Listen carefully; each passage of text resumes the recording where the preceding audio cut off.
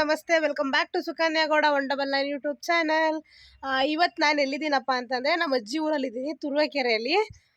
ನಾನು ನಮ್ಮ ಅಕ್ಕ ಎಲ್ಲರೂ ಬಂದಿದ್ದೀವಿ.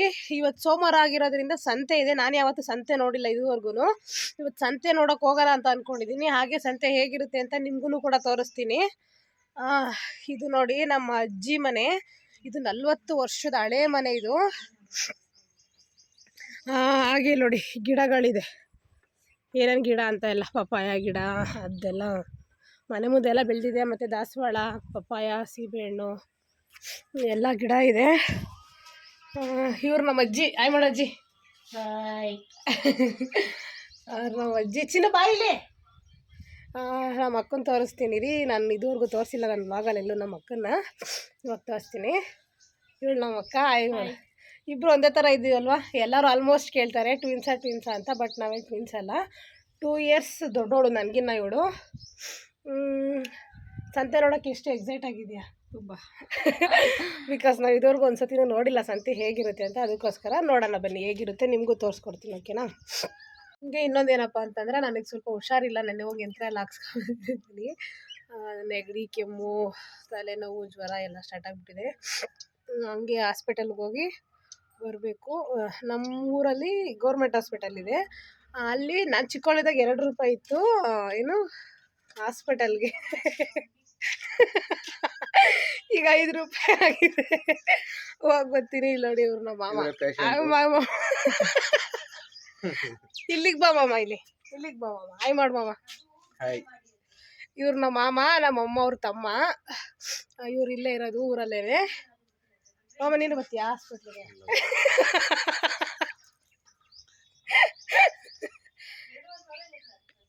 ಇನ್ನೇನು ಮಾಮ?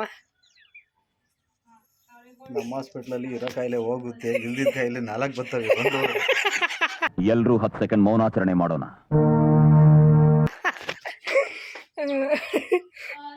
ನಾನು ಗೌರ್ಮೆಂಟ್ ಹಾಸ್ಪಿಟ್ಲಲ್ಲಿ ಹೋಗೋಣ ಅಂತ ಅಂದ್ಕೊಂಡ್ರೆ ನಮ್ಮ ಮಾಮ ಹಿಂಗೆ ಹೇಳ್ಬಿಟ್ಟು ಹೋದ್ರು. ನೋಡಬೇಕು ಎಲ್ಲಿ ಹೋಗ್ಬೇಕಂತ. ಒಟ್ಟು ನಾನು ಹಾಸ್ಪಿಟ್ಲಿಗೆ ಹೋಗ್ಬೇಕಾಗ್ತಾಯಿಲ್ಲ, ತುಂಬ ಕೋಲ್ಡ್ ಆಗಿಬಿಟ್ಟಿದೆ. ನಮ್ಮ ಮಾಮನ ಆಟೋದಲ್ಲೇ ಸಂತೆ ಹೊರಟು. ಹಾಗೆ ಹೋಗೋ ದಾರಿಲಿ ನಮ್ಮ ಸ್ಕೂಲ್, ಅಂದರೆ ನಾನು ಓದಿದ ಸ್ಕೂಲ್ ಸಿಕ್ತು ಚಿಕ್ಕ ವಯಸ್ಸಿನಲ್ಲಿ. ಆ ಸ್ಕೂಲೊಂದು ವಿಡಿಯೋ ಕ್ಲಿಪ್ಪಿಂಗ್ ತೊಗೊಂಡು ಹಾಗೆ ಮುಂದೆ ಹೋದರೆ ಸಂತೆ ಎಂಟ್ರಿ. ಅದು ಸಂತೆ ಅಂದರೆ ಇನ್ನೂ ಬೆಳಗ್ಗೆ ಅಲ್ವಾ, ಇನ್ನೂ ಜನ ಇಲ್ಲ ಅಷ್ಟು. ಮಧ್ಯಾಹ್ನ ಇರ್ತಾರೆ.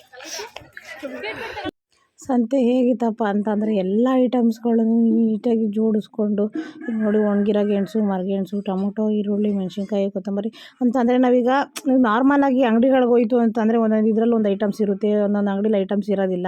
ಬಟ್ ಸಂತೇಲಿ ಆ ಥರ ಅಲ್ಲ. ನಿಮ್ಗೆ ಯಾವ ಐಟಮ್ಸ್ ಬೇಕು ಮನೆಗೆ, ತರಕಾರಿಗಳಾಗಿರ್ಬೋದು, ಹಣ್ಣಾಗಿರ್ಬೋದು, ಅಥವಾ ಮಸಾಲ ಐಟಮ್ಸ್ಗಳಾಗಿರ್ಬೋದು, ನಿಮ್ಗೆ ಯಾವ ಥರ ಐಟಮ್ಸ್ಗಳು ಬೇಕು ಅಂತ ಅಂದ್ರೂ ಅಲ್ಲೇ ಸಿಕ್ಬಿಡುತ್ತೆ. ಅದರಿಂದಾಗಿ ಸೋಮವಾರ ಬಂತು ಅಂದರೆ ಸಾಕು, ಹಳ್ಳಿ ಜನಗಳು ಅದೇ ಸಂತೆ ಬ್ಯಾಗ್ ಇರುತ್ತಲ್ಲ, ಆ ಬ್ಯಾಗ್ನ ಇಟ್ಕೊಂಡು ಸಂತೆಗೆ ಹೋಗ್ಬಿಡ್ತಾರೆ ನೋಡಿ. ಅಲ್ಲಲ್ಲಿ ಟಾರ್ಪಲ್ಗಳನ್ನ ಹಾಕ್ಕೊಂಡು ಅದ್ರ ಕೆಳಗಡೆ ಎಷ್ಟು ಚೆನ್ನಾಗಿ ಕೂತ್ಕೊಂಡು ಮಾರ್ತಾಯಿದ್ರು ಅಂತಂದರೆ ನೋಡೋಕ್ಕೆ 2 ಕಣ್ಣು ಸಾಕಾಗ್ತಿರಲಿಲ್ಲ, ಅಷ್ಟು ಚೆನ್ನಾಗಿತ್ತು.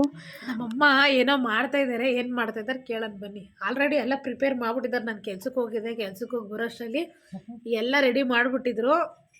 ಈಗ ಸದ್ಯಕ್ಕೆ ಉಂಡೆ ಕಟ್ತಾ ಇದ್ದಾರೆ. ಅದು ಏನು ಹಾಕಿದ್ದಾರೆ, ಏನೇನು ಹಾಕಿ ಮಾಡಿದ್ದಾರೆ, ಏನು ತುಕ್ಕೋಸ್ಕರ ಮಾಡಿದ್ದಾರೆ ಅಂತ ಕೇಳೋಣ ಬನ್ನಿ. ಹಾಯ್ ಮಾಡಮ್ಮ ನನ್ನ ವ್ಲಾಗ್ಗೆ. ಏನು ಮಾಡ್ತಾ ಇರೋದಮ್ಮ? ಇದು ಕೈಕಾಲು ಮೂಳೆಗಳೆಲ್ಲ ಗಟ್ಟಿ ಆಗೋದಕ್ಕೋಸ್ಕರ ಪ್ರೋಟೀನ್ ಲಡ್ಡು ಅಂತ ಮಾಡ್ತಾಯಿದ್ದೀನಿ. ಈ ಥರ ಉಂಡೆ ಕಟ್ಟಿಕ್ತಾ ಇದೆಯಾ? ಏನೇನು ಹಾಕಿದ್ಯಾ ಇದಕ್ಕೆ? ಇದಕ್ಕೆ ಬಾದಾಮಿ, ಗೋಡಂಬಿ, ಆಮೇಲೆ ಖರ್ಜೂರ, ಕಡಲೆ ಬೀಜ, ಎಳ್ಳು, ಆಮೇಲೆ ಅಗಸೆ ಬೀಜ, ಏಲಕ್ಕಿ ಎಲ್ಲ ಹಾಕಿದ್ದೇವೆ. ಹೌದಾ? ಎಷ್ಟು ಉಂಡೆ ಆಗ್ಬೋದು ಇದರಲ್ಲಿ? ಆಗುತ್ತೆ, ಒಂದು 100 ಆಗುತ್ತೆ. ನಮ್ಮಮ್ಮ ನಮಗೆಲ್ಲ ಮೂಳೆ ಗಟ್ಟಿ ಇಲ್ಲ, ಸ್ವಲ್ಪ ಸ್ಟ್ರಾಂಗ್ ಆಗಲಿ ಬೋನ್ಸ್ ಎಲ್ಲ ಅಂತ ಅಂದ್ಬಿಟ್ಟು, ಬೋನ್ಸ್ ಎಲ್ಲ ಸ್ಟ್ರಾಂಗ್ ಆಗಲಿ ಅಂತ ಅಂದ್ಬಿಟ್ಟು ಈ ಉಂಡೆ ಮಾಡ್ತಾ ಇದ್ದಾರೆ. ನಮ್ಮ ಮಗಳು ಅಲ್ಲಿ ಆಟ ಆಡ್ತಾ ಇದ್ದಾಳೆ. ಅಮ್ಮ ಇಲ್ಲಿ ಚಂದ್ರಮ್ಮ. ಆ್ಯಕ್ಚುಲಿ ನನಗೆ ಸ್ವಲ್ಪ ಹುಷಾರಿಲ್ಲ, ನನ್ನ ವಾಯ್ಸು ತುಂಬ ಕೆಟ್ಟೋಗ್ಬಿಟ್ಟಿದೆ. ಮಾತ್ರೆ ನುಂಗ್ತೀನಿ ರಾಮ. ವಾಯ್ಸು ತುಂಬ ಕೆಟ್ಟೋಗ್ಬಿಟ್ಟಿದೆ, ಸ್ವಲ್ಪ ಅಡ್ಜಸ್ಟ್ ಮಾಡ್ಕೊಳ್ಳಿ.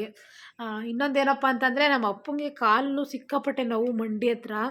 ಹಾಸ್ಪಿಟಲ್ಗೆ ತೋರಿಸ್ತಾ ಇದ್ದೀವಿ, ಸ್ಕ್ಯಾನಿಂಗ್ ಎಲ್ಲ ಮಾಡಿಸ್ತೋ ಎಲ್ಲ ಥರ. ಅಂದರೆ ಎಂಟ್ಕನಹಳ್ಳಿ ಅಂತಾರಲ್ವ, ಅಲ್ಲೆಲ್ಲ ಕರ್ಕೊಂಡೋದು ಎಲ್ಲೋದ್ರೂ ಸರಿ ಹೋಗ್ತಾಯಿಲ್ಲ. ನಿಮಗೇನಾದರೂ ಚೆನ್ನಾಗಿರೋ ಹಾಸ್ಪಿಟಲ್ ಗೊತ್ತಿತ್ತು ಅಂತಂದರೆ ಅಥವಾ ಕಾಲು ನೋವು ಕಮ್ಮಿ ಆಗೋ ಥರ ಏನಾದರೂ ಗೊತ್ತಿತ್ತು ಅಂತಂದರೆ ದಯವಿಟ್ಟು ಕಮೆಂಟ್ ಬಾಕ್ಸಲ್ಲಿ ಕಮೆಂಟ್ ಮಾಡಿ ಈ ಆಸ್ಪತ್ರೆಗೆ ಹೋಗಿ ಅಂತ. ನೀವು ಹೇಳೋ ಹಾಸ್ಪಿಟ್ಲಿಗೆ ಖಂಡಿತವಾಗ್ಲೂ ಹೋಗ್ತೀವಿ. ಅಂದರೆ ನೋವು ಕಮ್ಮಿ ಆಗಬೇಕು. ನಾವು ಎಷ್ಟೊಂದು ಕಡೆ ಸುತ್ತಬಿಟ್ಟಿದ್ದೀವಿ. ನಮ್ಮ ಅಪ್ಪಂಗೆ ಅದು ಯಾಕೆ ಅಂತ ಗೊತ್ತಿಲ್ಲ, ಕಾಲು ನೋವೇ ಕಮ್ಮಿ ಆಗ್ತಾಯಿಲ್ಲ. ನೋಡೋಣ, ನೀವು ಕಮೆಂಟ್ ಮಾಡಿ ಗೊತ್ತಿದ್ರೆ ನೀವು ಹೇಳೋ ಹಾಸ್ಪಿಟ್ಲಿಗೆ ಒಂದು ಸಲ ತೋರಿಸ್ತೀವಿ. ಕಮ್ಮಿ ಆಯಿತು ಅಂತಂದರೆ ನಾನು ನಿಮಗೆ ಹೇಳ್ತೀನಿ, ನಮ್ಮ ಅಪ್ಪಂಗೆ ಹಿಂಗೆ ತೋರಿಸ್ತಾ ಕಮ್ಮಿ ಆಯಿತು ಅಂತ ಅಂದ್ಬಿಟ್ಟು. ಓಕೆನಾ? ಏನಂತೀಯಮ್ಮ? ಮಿಸ್ಸಾಗಿ ಕ್ಯಾಮ್ರಾ ಬಿದ್ದಾಯಿತು. ಏನಂತೀಯಮ್ಮ? ಹೌದೌದು, ಅವ್ರು ಹೇಳಿದ್ರೆ ನೋಡೋಣ. ಮೂಳೆ ಏನು ಏಟಾಗಿಲ್ಲ, ಮಸಾಜ್ ಪೇಯ್ನ್ ಇದೆ ಅಷ್ಟೇ. ಮಂಡಿ ಆದರೆ ಸರಿ ಹೋಗ್ತಾ ಇಲ್ವಲ್ಲ, ಎಲ್ಲಿ ತೋರಿಸಿದ್ರು ಏನು ಮಾಡೋಣ? ರೆಸ್ಟ್ ಮಾಡಲ್ವಲ್ಲ ನಿಮ್ಮಪ್ಪ, ಏನು ಮಾಡೋದು ಅದಕ್ಕೆ? ಅದು ಒಂದು ಹೌದು ಗೈಸ್, ನಮ್ಮಪ್ಪ ರೆಸ್ಟೇ ಮಾಡಲ್ಲ. ಮನೇಲಿರಪ್ಪ ರಜಾ ಹಾಕ್ಬಿಟ್ಟು ಅಂತ ಹೇಳಿದ್ರು ಕೇಳಲ್ಲ, ಕೆಲ್ಸಕ್ಕೆ ಹೋಗ್ಬಿಡ್ತಾರೆ ಪಾಪ. ಕಾಲು ನೋವು ಕಮ್ಮಿನೇ ಆಗಿಲ್ಲ. ಜೀವನ ನಡಿಬೇಕಲ್ಲ, ಸಾಗಿಸ್ಬೇಕಲ್ಲ ಮುಂದಕ್ಕೆ, ಅದಕ್ಕೆ. ಹೌದು, ನಮ್ಮ ಮನೇಲಿ ಎಲ್ಲರೂ ಕೆಲ್ಸಕ್ಕೆ ಹೋಗ್ತೀವಿ ಗೈಸ್, ಯಾರೂ ಇರೋದಿಲ್ಲ. ನಮ್ಮ ಅಕ್ಕ, ನಾನು. ನಾವೇನು ಶ್ರೀಮಂತರಲ್ವಲ್ಲ, ಬಡವರಲ್ವಾ, ಜೀವನ ಮಾಡಲೇಬೇಕಲ್ವ, ಅದಕ್ಕೆ. ಹೌದು, ಆ್ಯಕ್ಚುಲಿ ನಾವು ಒಂಥರ ಈ ಪ್ರಾಪರ್ ಮಿಡಲ್ ಕ್ಲಾಸ್ ಫ್ಯಾಮಿಲಿ ಯಾವ ಥರ ಇರುತ್ತೋ ನಮ್ಮದು ಸೇಮ್ ಅದೇ ಥರನೇ. ಏನಪ್ಪ ಅಂತಂದರೆ ಕೆಲ್ಸಕ್ಕೆ ಹೋಗಲೇಬೇಕು ಎಲ್ಲರೂ. ಗೊತ್ತಲ್ಲ, ಊರು ಬಿಟ್ಟು ಬಂದಮೇಲೆ ಯಾವ ಥರ ಇರುತ್ತೆ ಎಲ್ಲರ ಜೀವನ, ಏನು ಮಾಡೋಕ್ಕಾಗಲ್ಲ. ಅಂದರೆ ಬ್ಯಾಗು ಇಡೀ ಏನಮ್ಮ ಕೆಲ್ಸಕ್ಕೆ ಹೋಗ್ದಲೆ ಮನೇಲೆ ಕುತ್ಕೊಂಡ್ರೆ ಅದೇ ಹುಚ್ಚ ವೆಂಕಟ್ ಆಡೈತಲ್ಲ, ಬ್ಯಾಗು ಇಡೀ ಮಾತಾಡೋದು ಏನ್ ಮಾತಾಡ್ತಾರ್ರಿ? ಯಾವನ್ರಿ ಅವನು? ನಮಗೆ ಸ್ವಾಭಿಮಾನ ಇದೆ. ನಮಗೆಲ್ಲ ಗೊತ್ತಾಗೋಯ್ತು. ನೋಡಿದ್ರ ಗೈಸ್ ನಮ್ಮ ಅಮ್ಮನ್ನ. ಏನಮ್ಮ ಹೇಳಮ್ಮ, ನಗ್ಬೇಡ, ಹೇಳಮ್ಮ. ಏನಿಲ್ಲ.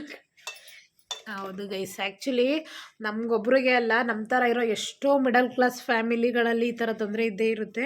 ಆ್ಯಕ್ಚುಲಿ ಏನಂತಂದರೆ, ಏನೋ ಜೀವನ ಮಾಡಿ ಲೈಫಲ್ಲಿ ಏನೋ ಒಂದು ಮುಂದೆ ಬರಬೇಕು ಅಂತ ಅಂದ್ಬಿಟ್ಟು ಊರು ಬಿಟ್ಟು ಬೇರೆ ಊರುಗಳಿಗೆ ಬಂದು ಜೀವನ ನಡೆಸ್ತಾ ಇರೋರು ತುಂಬ ಜನ ಇರ್ತಾರೆ. ದಯವಿಟ್ಟು ಅವ್ರಿಗೆ ಯಾರಿಗೂ ಈ ಮನೆಗಳಲ್ಲಿ, ಇವಾಗ ಒಂದೊಂದು ಮನೆಗಳಲ್ಲಿ ಇರುತ್ತೆ ಅಂದರೆ ಬಾಡಿಗೆ ಇದು ಕಟ್ಟಿಲ್ಲ ಅಂದಿದ ತಕ್ಷಣ ಖಾಲಿ ಮಾಡಿಸ್ಬಿಡೋದು, ಮನೆ ಐಟಮ್ಗಳೆಲ್ಲ ಈಚೆ ಹಾಕ್ಸ್ಬಿಡೋದು, ಆ ಥರ ಎಲ್ಲ ದಯವಿಟ್ಟು ಮಾಡಬೇಡಿ. ಸ್ವಲ್ಪ ಟೈಮ್ ಕೊಡಿ ಅವ್ರಿಗೂ. ಅವ್ರನ್ನೂ ಇವಾಗ ಸಡನ್ನಾಗಿ ಬಂದಿತ್ತು ಅಂತಂದರೆ ಅವ್ರ ಹತ್ರನೂ ಸದ್ಯಕ್ಕೆ ಅಮೌಂಟ್ ಇರೋದಿಲ್ಲ. ನೋಡಿ, ಹೆಲ್ಪ್ ಮಾಡಿ ನೀವು. ಆ ಥರ ಎಲ್ಲ ಸಡನ್ನಾಗಿ ಈಚೆ ಹಾಕೋದೇ ಕಷ್ಟ ಆಗುತ್ತೆ. ಏನು ಹೆಲ್ಪವ? ಇವಳ ಥರ ಮಾಡಿ ಕಾಲೇಜಿಗೆ ಫೀಸ್ ಕಟ್ಟಬೇಕು ಅಂತ ದುಡ್ಡು ಇಸ್ಕೊಂಡೋಗಿ ಯಾರು ತಾತಗಳು ಕೇಳಿದ್ರು ಅಂತಂದರೆ, ಆ ತಾತ ಆಗಿರಲ್ಲ, ಎಣ್ಣೆ ಕುಡಿಯೋದು ಪಿವೋಟ್ ಆಗಿರ್ತಾರೆ, ಅವ್ರು ಕೊಟ್ಬಿಟ್ಟು ಪಾಪ ತಾತ ಅಂತ ಬರ್ತಾಳೆ, ಇವ್ರು ಕೊಟ್ಬಿಟ್ಟು ಸ್ವಲ್ಪ ಮುಂದಕ್ಕೆ ಬಂದು ಹಿಂದಕ್ಕೆ ಹೋಗಿ ನೋಡೋದು ಅವನು ಹತ್ರ ಪೋಚ್ಕೊತಾ ಇರ್ತಾನೆ. ಗೈಸ್, ಏನಂತಂದರೆ ಏಜ್ ಆಗಿರೋರೆಲ್ಲ ಪಾಪ ಈ ಅಮೌಂಟು ಅದು ಏನೋ ಕೇಳ್ಕೊಂಡು ಬಂದುಬಿಟ್ರೆ ಬೇಜಾರಾಗ್ಬಿಡುತ್ತೆ ನನಗೆ. ಏನು ಮಾಡೋಕ್ಕಾಗಲ್ಲ, ಸಮ್ಟೈಮ್ಸ್ ಹಂಗೆ ಆಗುತ್ತೆ. ಬಟ್ ಏನಂತಂದರೆ ನೀವು ಹೆಲ್ಪ್ ಮಾಡಿ ಆ ಥರದ ಇರೋರಿಗೆಲ್ಲ. ಆದರೆ ಈ ಬಾರು, ಈ ಎಣ್ಣೆ ಕುಡಿಯೋರು, ಈ ಥರದವ್ರಿಗೆ ಸ್ವಲ್ಪ ನೋಡಿಕೊಂಡು ಹೆಲ್ಪ್ ಮಾಡಿ. ಬಿಕಾಸ್ ಅವ್ರು ಊಟ ಕೇಳಿದ್ರೆ ಕೊಡಿಸ್ಬಿಡಿ, ಬೇಡ ಅಂತ ಹೇಳ್ಬೇಡಿ, ಕೊಡಿಸಲ್ಲ ಅಂತ ಹೇಳ್ಬೇಡಿ. ಬಟ್ ಅವ್ರು ಎಣ್ಣೆ ಗಿಣ್ಣೆ ಎಲ್ಲ ಕುಡಿಯೋಕ್ಕೆ ದುಡ್ಡು ಗಿಡ್ಡೆಲ್ಲ ಕೇಳಿದ್ರೆ ದಯವಿಟ್ಟು ಕೊಡಬೇಡಿ. ನಾನು ಆ ಥರ ತುಂಬ ಸಲ ಮೋಸ ಹೋಗಿದ್ದೀನಿ. ಅದೇ ನಾನು ತುಂಬ ಸಲ ಆ ಥರ ಕೊಟ್ಬಿಟ್ಟು ಮೋಸ ಹೋಗಿದ್ದೀನಿ. ಅದಕ್ಕೋಸ್ಕರ ನಮ್ಮಮ್ಮ ಯಾವಾಗಲೂ ಅದನ್ನೇ ಹೇಳ್ತಾ ಇರ್ತಾರೆ, ಅವ್ರಿಗೆ ಬೇಕಿದ್ರೆ ಒಂದು ಪಕ್ಷ ಊಟ ಕೊಡಿಸ್ಬಿಡು.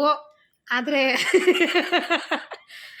ಅಮ್ಮ ಯಾವಾಗಲೂ ಹೇಳ್ತಾ ಇರ್ತಾರೆ, ಒಂದು ಪಕ್ಷ ಅವ್ರಿಗೆ ಊಟ ಕೊಡಿಸು, ಅವ್ರು ಎಲ್ಲಾದರೂ ಹೋಗ್ಬೇಕಾ ಕರ್ಕೊಂಡು ಹೋಗ್ಬಿಡು, ಆದರೆ ಅವ್ರಿಗೆ ದುಡ್ಡು ಕೊಡಬೇಡ. ಕೆಲವೊಬ್ಬರು ಕುಡಿದ್ಬಿಟ್ಟು ಇವಾಗೇನೋ ಗಲಾಟೆ ಮಾಡ್ಕೊಳ್ಳೋದು, ಇಲ್ಲ ರೋಡ್ ದಾಟೋಕ್ಕೋ ಗಾಡಿ ಗುದ್ದೇನೋ ಆಕ್ಸಿಡೆಂಟ್ ಆಗೋದು, ಏನೋ ಒಂದು ಆಗುತ್ತೆ.